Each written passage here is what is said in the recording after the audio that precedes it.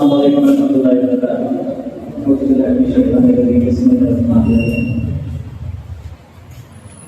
मोहतरम मोहतरम सदर वेलफेयर पार्टी ऑफ इंडिया, दीगर मेंबरान, रेस्पेक्टेड मुतवल्लिस,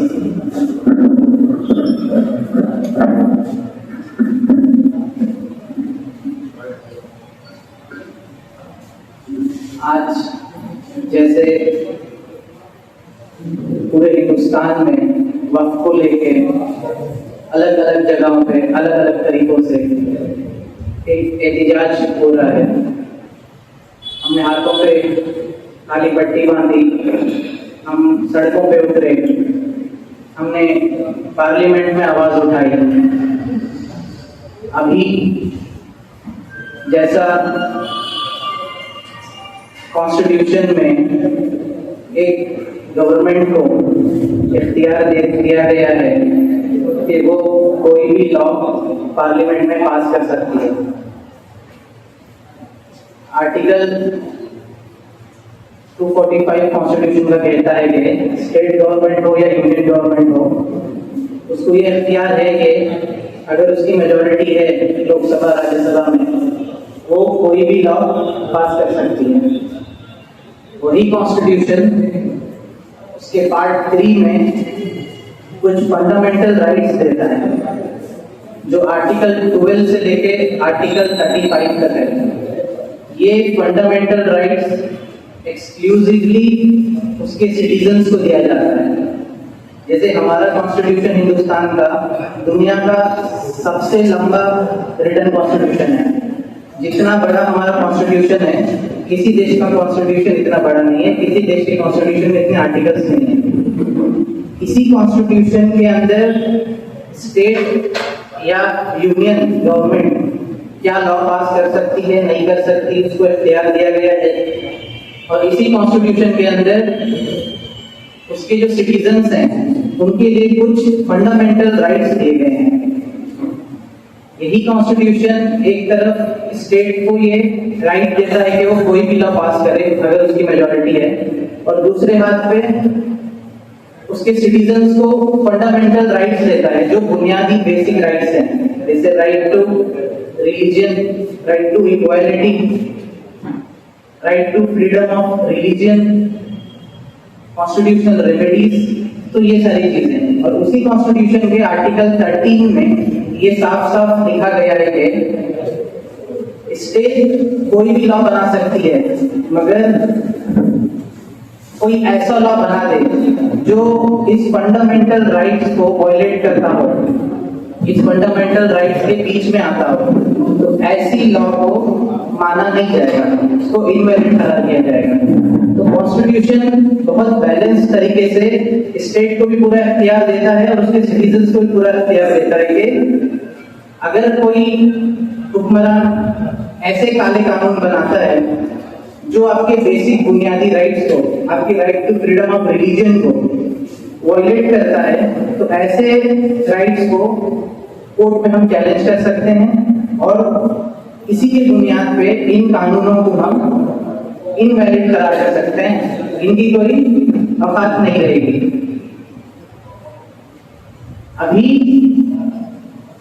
जैसे मैं समझता हूँ कि यहाँ पे जो ऑडियंस अवेलेबल है सारे मस्जिद के मुतवल्लिस हैं, मेजर मैनेजर्स हैं।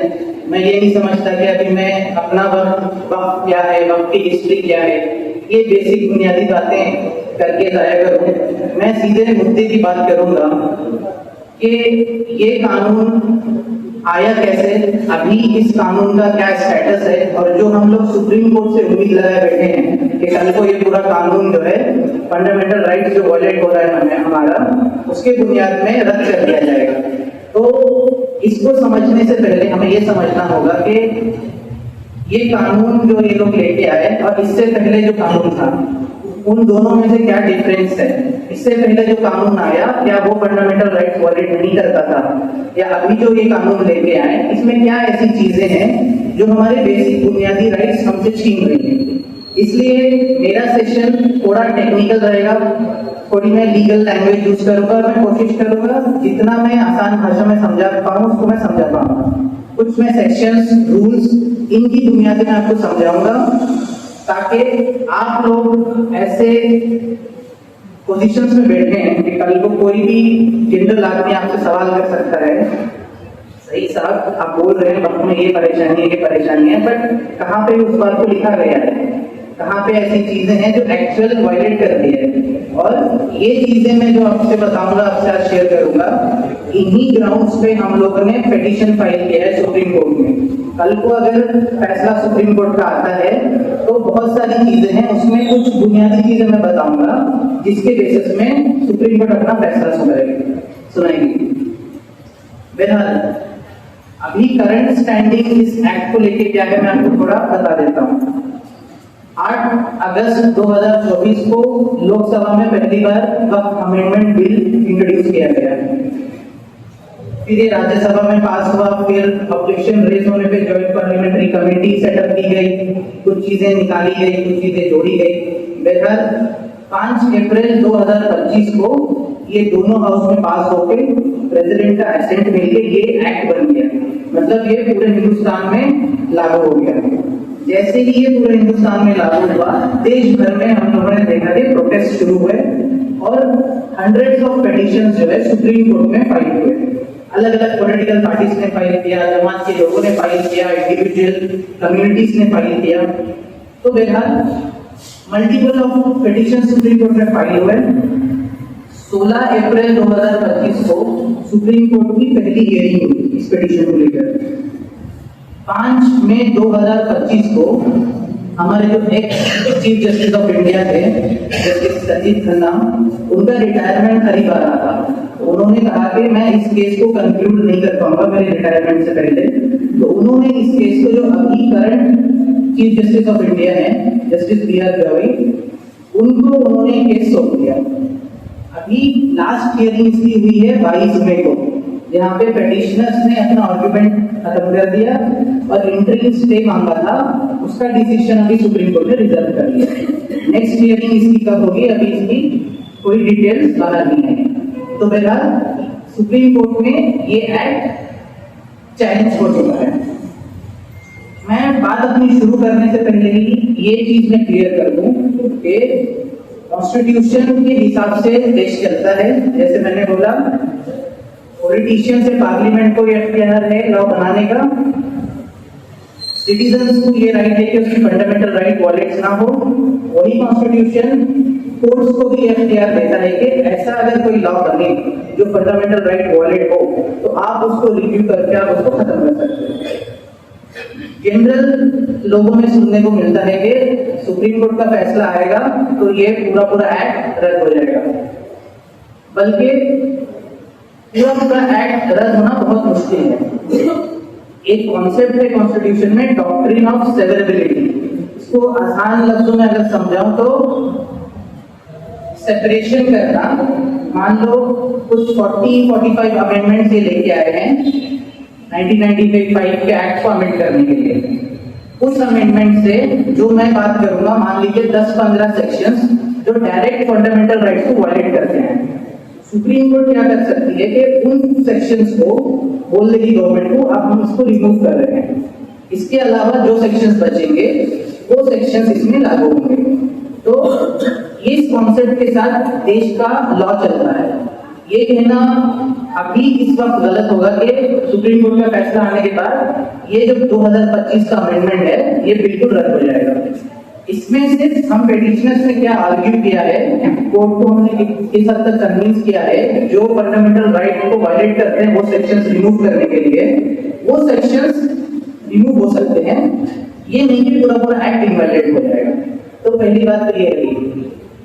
अभी मैं सीधे मुद्दे पे आता हूं कि इन सेक्शंस पे हमने सुप्रीम कोर्ट पे इसको चैलेंज किया है। कौन से ऐसे मुद्दे हैं जो सुप्रीम कोर्ट में हमने उठाए हैं?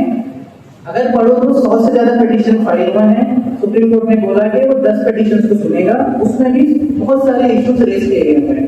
मेन जो इश्यू जो हम सबको पता है और जो मेन जो इश्यू सुप्रीम कोर्ट में उठे हैं, मैं उसकी लीगल वैलिडिटी क्या है वो मैं आपको समझाऊंगा। पहला इश्यू यही आता है कि अब इस एक्ट आने के बाद कि एक वक्फ कौन बना सकता है। अभी का जो 2025 का एक्ट आया उसने वक्फ और वाकिफ की डेफिनेशन को ही चेंज कर दिया पूरा। 1995 का जो एक्ट था, मैं जब 1995 का एक्ट बोलूं तो इससे पहले वाला जो एक्ट था 1995 का एक्ट था, वो 2013 में एक बार अमेंड किया गया था। तो उसी लॉ से वक्फ गवर्न होता रहा है। अभी 2025 का एक्ट में इन लोगों ने वक्फ और वाकिफ के डेफिनेशन को चेंज कर दिया। 1995 एक्ट में सेक्शन 3 क्लॉज आर में वक्फ क्या है, वाकिफ कौन है, उसकी डेफिनेशन दी गई है।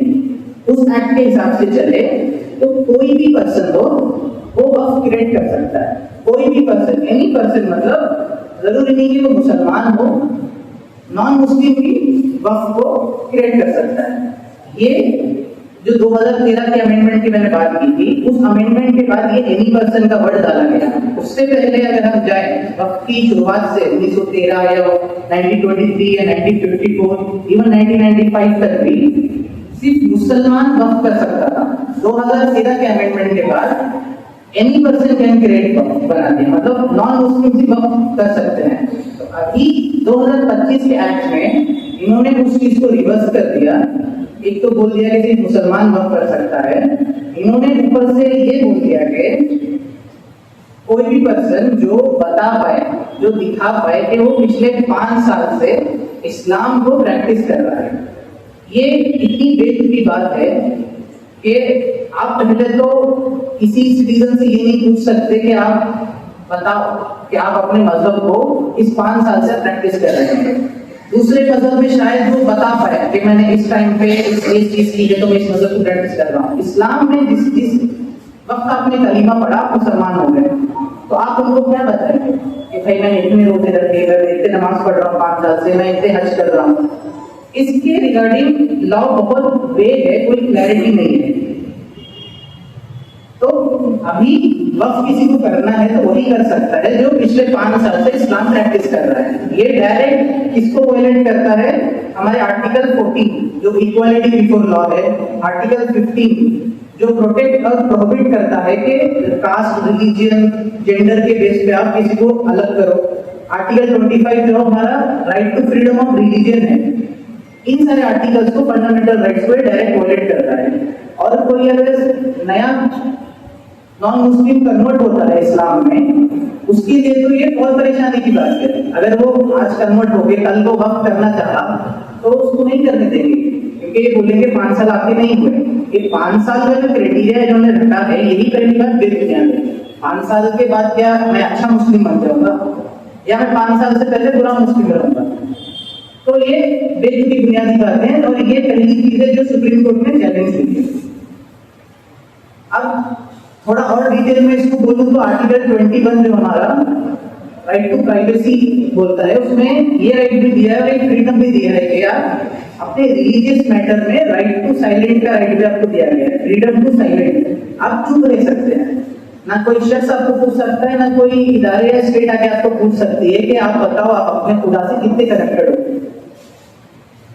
आपका रिलीजियन, आपका ईमान आपके और आपके खुदा के बीच में है। कोई आके आपको बोल रहा है कि आप 5 साल से प्रैक्टिस कर रहे हो कि नहीं कर रहे हो, क्या बताएगा एक मुसलमान? मैंने कलीमा पढ़ा, मैं मुस्लिम बन गया, अब मैं आपको बताऊं 5 साल में मैंने कितनी नमाजें पढ़ी है, कितने हज किए। इस क्राइटेरिया पे आप मुझे जज करेंगे कि मैं 5 साल से हूँ। तो पहली चीज ये है। और जैसे मैंने बोला, कोई भी लॉ बने देश में, अगर वो फंडामेंटल राइट्स को वायलेट करता है तो वो उस लॉ को हटा दिया जाएगा। तो आर्टिकल 14, आर्टिकल 15, आर्टिकल 25 को डायरेक्ट वायलेशन में ये सेक्शन है।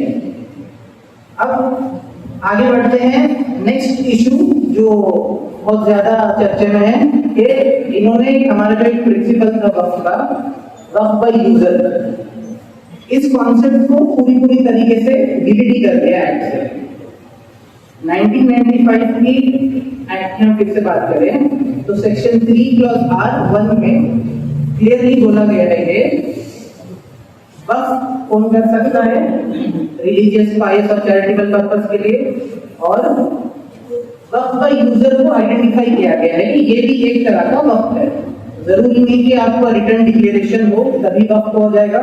ओरल डिक्लेरेशन या किसी वक्फ की प्रॉपर्टी को आप बहुत अरसे से एक पब्लिक रिलीजियस यूज में यूज कर रहे हैं तो उसको हम रिकॉग्नाइज करेंगे as a waqf by user, भले ही रिटर्न वक्फ डीड आपके पास हो ना हो।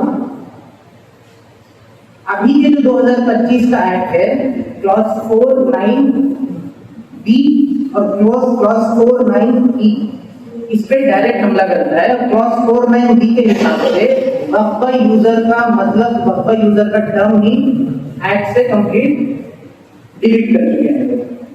अब इससे अगेन हम फंडामेंटल राइट्स को रख के चेक करें कौन से फंडामेंटल राइट्स हमारे वायलेट हो रहे हैं। सेम आर्टिकल 14 हमारा राइट टू इक्वालिटी वायलेट हो रहा है, आर्टिकल 25 वायलेट हो रहा है, right to freedom of religion article 26 violate हो रहा है।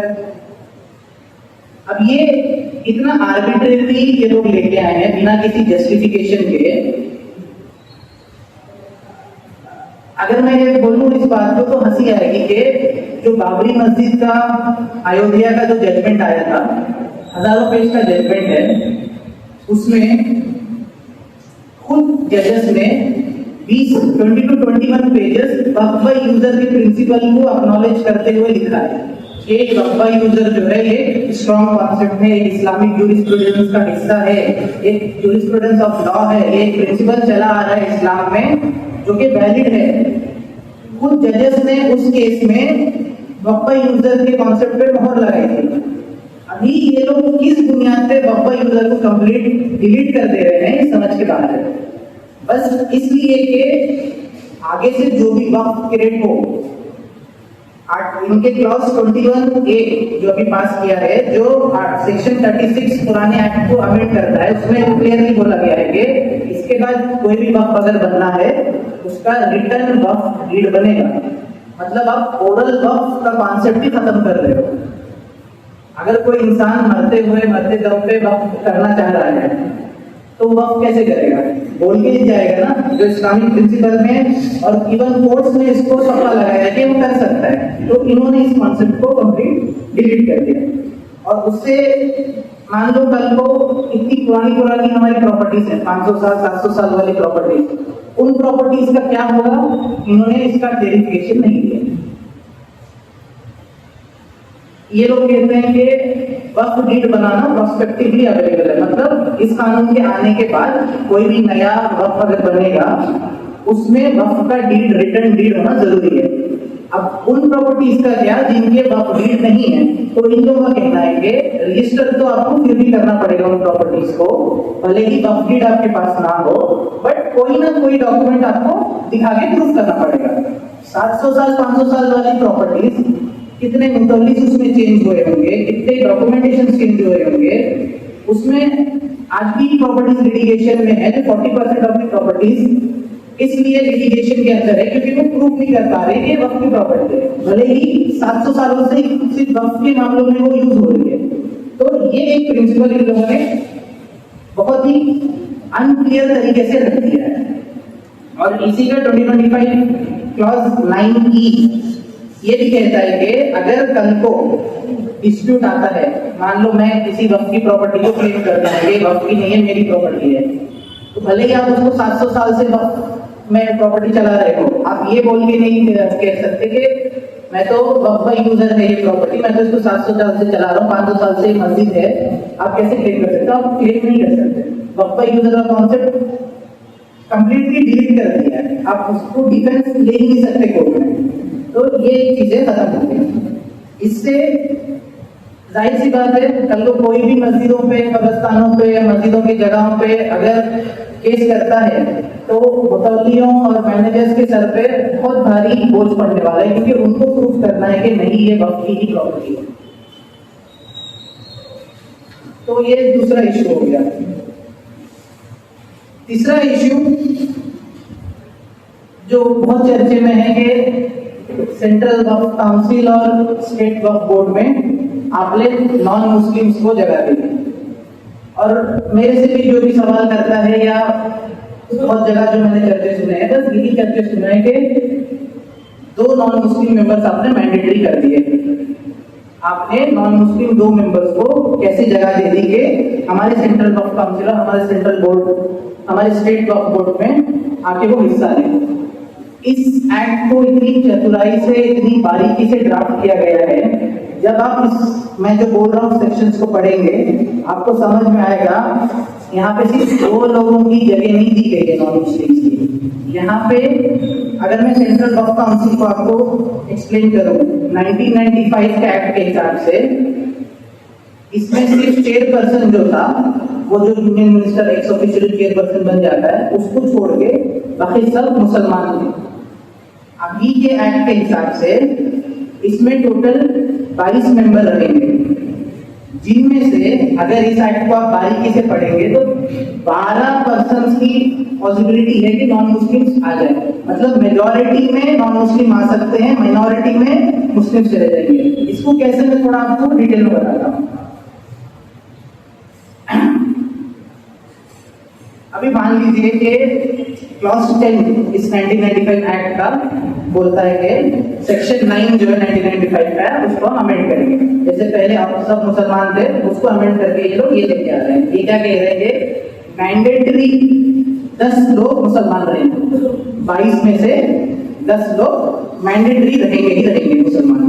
उन 10 में से भी 2 औरतें रहेंगी, मतलब 8 मर्द हजरात रहेंगे, 2 खवातीन रहेंगी मुस्लिम्स, और बाकी बचे 12 में से आप एक आपका चेयरपर्सन हो गया, एक्स ऑफिशियो मेंबर, उसको हटा दीजिए।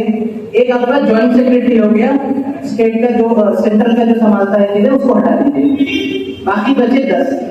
अब 10 मेंबर्स में कैटेगरी इन लोगों ने दी है कि कोई एमएलए रहेगा, कोई एमपी रहेगा, कोई 2 प्रोफेशनल्स रहेंगे, इसमें से बार काउंसिल से कुछ बंदे रहेंगे, तो टोटल 10 रहेंगे। अब इसी सेंट्रल में जो खुद नॉमिनेट करती है सेंट्रल बॉडी, मान लीजिए वहां पे इन लोग या मुसलमान अवेलेबल नहीं है, या लोग मुसलमान को देना नहीं चाहें अगर, तो ये पूरी इनके पास आजादी है कि ये नॉन मुस्लिम को अपॉइंट कर सकते हैं। क्योंकि इस एक्ट के हिसाब से क्लियर लिख दिया गया है कि 10 लोग मैंडेटरी मुस्लिम रहेंगे, मतलब 12 लोग आप नॉन मुस्लिम को रख सकते हैं, इसमें कोई रिस्ट्रिक्शन नहीं है। अभी मैं स्टेट वक्फ बोर्ड के आऊं तो इसका हाल और बुरा हो गया है। स्टेट वक्फ बोर्ड में अगर 1995 एक्ट के हिसाब से बात करूं तो जितने भी चेयरपर्सन और जितने भी मेंबर्स होंगे सारे मुस्लिम्स थे। अभी इन लोगों ने क्या कर दिया है कि इसमें टोटल 11 मेंबर रहेंगे, 11 में से सिर्फ 4 मैंडेटरी मुस्लिम्स रहेंगे। उन 4 लोग को कौन कौन है? एक उसमें रहेंगे इस्लामिक स्कॉलर, एक उसमें रहेंगे कोई मुतवल्ली, मतलब जिन मुतवल्लियों के पास प्रॉपर्टी से जिसकी वैल्यू 1 लाख से ज्यादा प्रॉफिट आ रहे हैं, वो सब अपॉइंट करेंगे एक मुतवल्ली जो वहां पे जाएंगे। तो एक मुतवल्ली हो गए, एक इस्लामिक स्कॉलर हो गए। बाकी 2 लोगों को इन्होंने ने बोला है कि म्युनिसिपैलिटीज और पंचायत से आप चुन के भेजेंगे। अब 4 लोग, 11 में से 4 मुसलमान हो गए, उन 4 में से ही ये बोल रहे हैं कि 2 औरतें रहेंगी। मुतवल्ली में तो औरतें होती नहीं है जनरली, तो एक मर्द हजरात मुतवल्ली में आ गए, इस्लामिक स्कॉलर में एक मर्द हजरात आ गए। तो बाकी तो जो औरतें आप बोल रहे हैं रखो, वो पंचायत से आएंगी, म्युनिसिपैलिटी से आएंगी। अब पूरे देश में हर जगह मुस्लिम औरतें हैं, पंचायत में हर जगह म्युनिसिपैलिटी में मुस्लिम औरतें हैं? नहीं है ना। इन लोगों ने उसके नीचे वो लिख दिया, अगर आपको मुस्लिम औरतें या इस इन क्लॉजेस में इन 4 लोगों में से अगर आपको कहीं मुस्लिम औरतें नहीं मिलती है, तो आप वहां पे वहां की म्युनिसिपैलिटी, वहां की पंचायत से नॉन मुस्लिम को ले सकते हैं। तो ये बहुत अच्छी तरीके से सोची समझी ड्राफ्टिंग है, सोची समझी साजिश है कि 11 मेंबर्स में आपने मैंडेटरी 4 मुसलमान लिया, उसमें से भी 2 को बोल दिया कि आप खवातीन को रख लो, और खवातीन अगर उसमें अवेलेबल नहीं मिले तो आपकी गलती नहीं है, क्योंकि आप लोगों ने खवातीनों को म्युनिसिपैलिटीज में, पंचायत में आपने कंटेस्ट नहीं कराया, तो आपकी गलती। तो नॉन मुस्लिम्स उस जगह पे आ जाएंगे। तो 4 में से भी 2 घंटे की उम्मीद है। तो बाकी जो 7 मेंबर रहेंगे,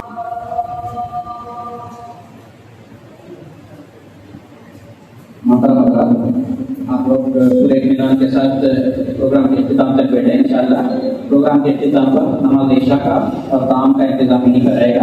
आप पूरे इत्मीनान के साथ पूरे प्रोग्राम में शरीक रहें। शुक्रिया। बहरहाल जैसे मैं बता रहा था, सेंट्रल वक्फ काउंसिल और स्टेट वक्फ बोर्ड, और आसानी से समझने के लिए सेंट्रल वक्फ काउंसिल में टोटल 22 लोग 22 लोग रहेंगे, जिसमें से मैंडेटरी 10 लोगों का मुस्लिम होना मैंडेटरी है, उसमें से भी 2 औरतें रहेंगी।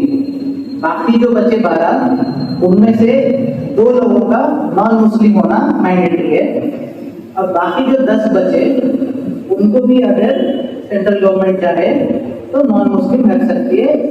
इस लॉ के अंदर कोई रिस्ट्रिक्शन नहीं दिया गया है, सिर्फ यही लिखा गया है कि मुस्लिम्स कितने मैंडेटरी होंगे। इसका मतलब पूरा इख्तियार है लॉ में ही, अगर सेंट्रल गवर्नमेंट नॉन मुस्लिम्स को मेजॉरिटी में रखना चाहे तो आराम से रख सकती है, कोई रोक टोक इस लॉ में नहीं दिया गया। सिमिलरली स्टेट वक्फ बोर्ड में 11 मेंबर्स रहेंगे टोटल, जिनमें से 4 मुस्लिम्स रहेंगे, उसमें से भी 2 मुस्लिम खवातीन रहेंगी। अगर मुस्लिम खवातीन आपको नहीं मिले उसमें से, तो उसमें भी नॉन मुस्लिम आ सकते हैं। बचे जो 7 मेजॉरिटी में, अगर स्टेट गवर्नमेंट चाहे, मान लीजिए कोई हेवीली बीजेपी डोमिनेटेड स्टेट है और वहाँ स्टेट गवर्नमेंट अगर चाहे 7 के 7 को नॉन मुस्लिम की जगह देने के लिए, तो बिल्कुल कर सकते हैं। इस एक्ट के अंदर कोई रोक टोक नहीं है। तो जो हमारी फिक्र है कि 2 नॉन मुस्लिम्स को मैंडेटरी कर दिया है, सिर्फ 2 को मैंडेटरी तो बस कहने के लिए किया है, जिसमें हम तड़प रहे हैं। इसको बारीकी से हम अगर पढ़ेंगे तो मेजॉरिटी नॉन मुस्लिम आने की पूरी पॉसिबिलिटीज है, और इस एक्ट को अगर बिना चैलेंज के अगर ये अप्लाई हो जाता है तो इसका मुझे लगता है कि फ्यूचर में हम देख पाएंगे कि इस एक्ट का ये गलत इस्तेमाल जरूर करेंगे। तो ये रहा तीसरा इशू। इसके आगे छोटे छोटे और बहुत इश्यूज है, जैसे मान लीजिए कल को डिस्प्यूट आता है, वक्फ की लैंड को गवर्नमेंट कहती है कि ये गवर्नमेंट की लैंड है, तो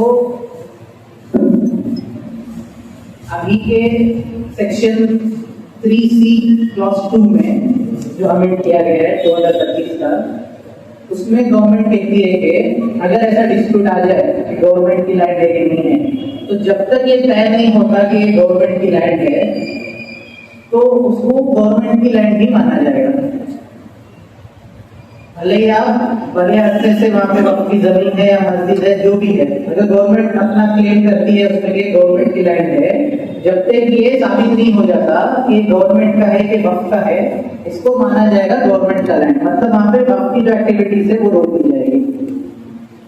अब इसको जब ये एक्ट आया, बिल आया, तो इसमें बहुत चर्चा हुई थी कि पहले जो 1995 का एक्ट था, कोई भी ऐसा डिस्प्यूट होता है तो सर्वे कमिश्नर अपॉइंट किए जाते थे, जो सर्वे कमिश्नर्स भी गवर्नमेंट ही अपॉइंट करती थी। उनका काम ही यही था कि वो जाए, सर्वे करे, पूरे लैंड के रिकॉर्ड्स निकाले, रेवेन्यू डिटेल्स देके स्टेट वक्फ बोर्ड को अपना रिपोर्ट सबमिट करे। स्टेट वक्फ बोर्ड जो है स्टेट को वो रिपोर्ट सबमिट करेगी, वो लैंड वक्फ का है, गवर्नमेंट का है, जिसका भी है, स्टेट जो है गेजेट में उस लैंड को, उस प्रॉपर्टी को मेंशन कर देगी कि सो एंड सो चीज है। और उसमें अगर किसी को तकलीफ थी तो 1 साल का वक्त दिया गया था कि आप ट्रिब्यूनल के आगे जाके उसको चैलेंज कर सकते हैं। तो अभी सर्वे कमिश्नर को कंप्लीटली हटा दिया गया है। इसके बिहाफ में कलेक्टर, जो डिस्ट्रिक्ट कलेक्टर्स हैं, उनको पूरी पावर्स दे दी गई है। 3 जुलाई को इन लोगों ने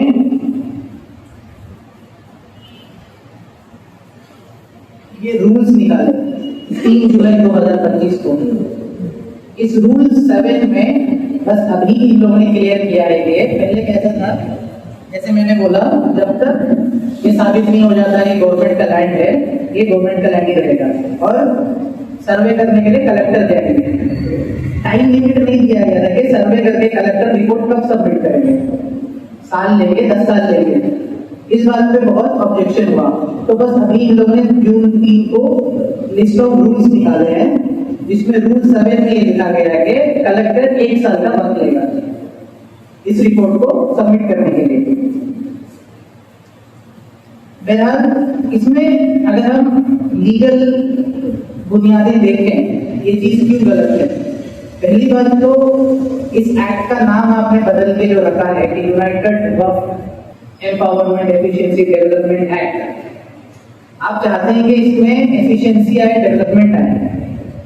बहुत सारी ऐसी रिपोर्ट्स अवेलेबल है जहां लिखा गया है कि कलेक्टर जो है डिस्ट्रिक्ट का ऑलरेडी बहुत बर्डन है काम से, उसके ऊपर ऑलरेडी बहुत जिम्मेदारियां हैं।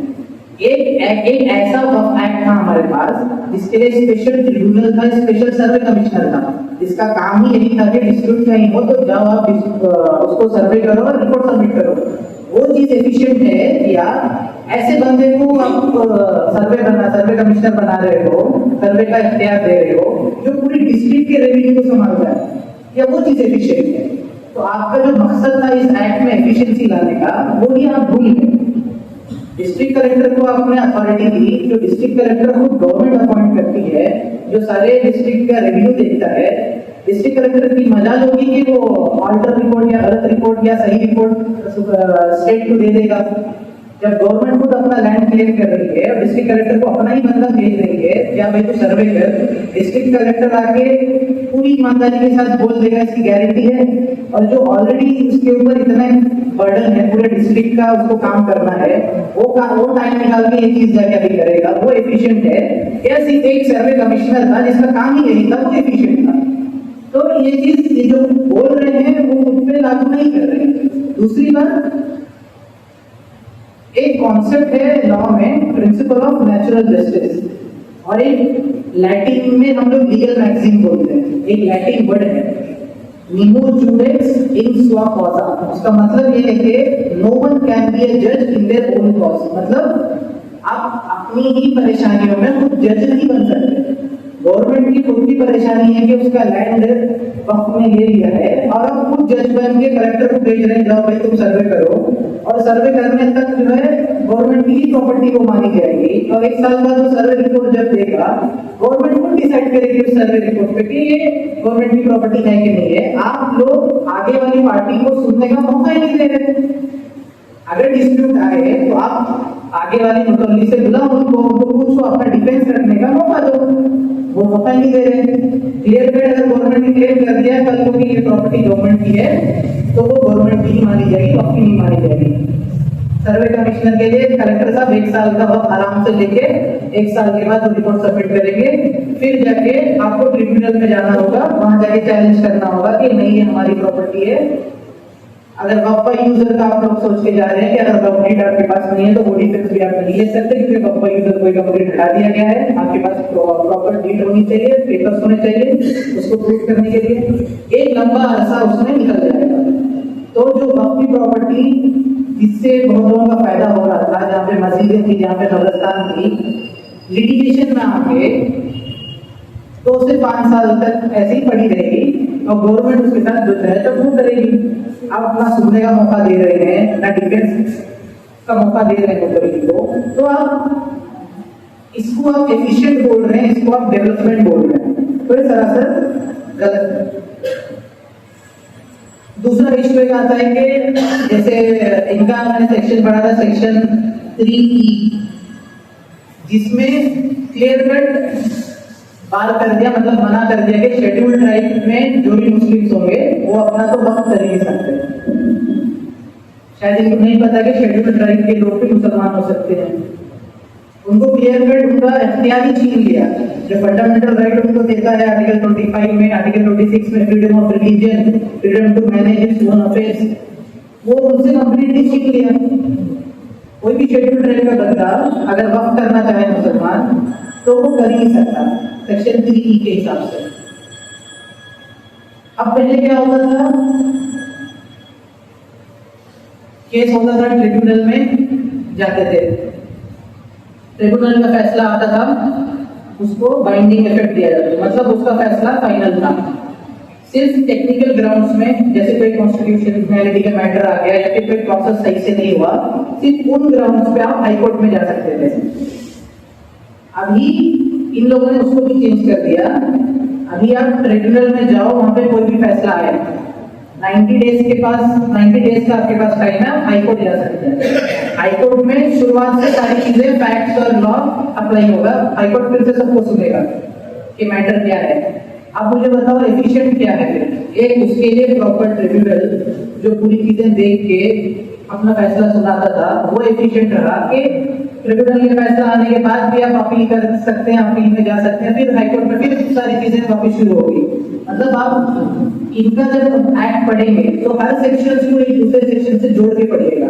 इन्होंने इतनी बारीकी से इसको ड्राफ्ट किया है कि कल को सुप्रीम कोर्ट अगर एक सेक्शन को हटा देती है तो दूसरा सेक्शन में इनका काम निकल जाएगा, दूसरे सेक्शन को हटा देती है तो तीसरा सेक्शन में इनका काम निकल जाएगा। 100% ये डेंट नहीं कर पाएगा आपको, तो 50% ये डेंट कर पाएगा आपको।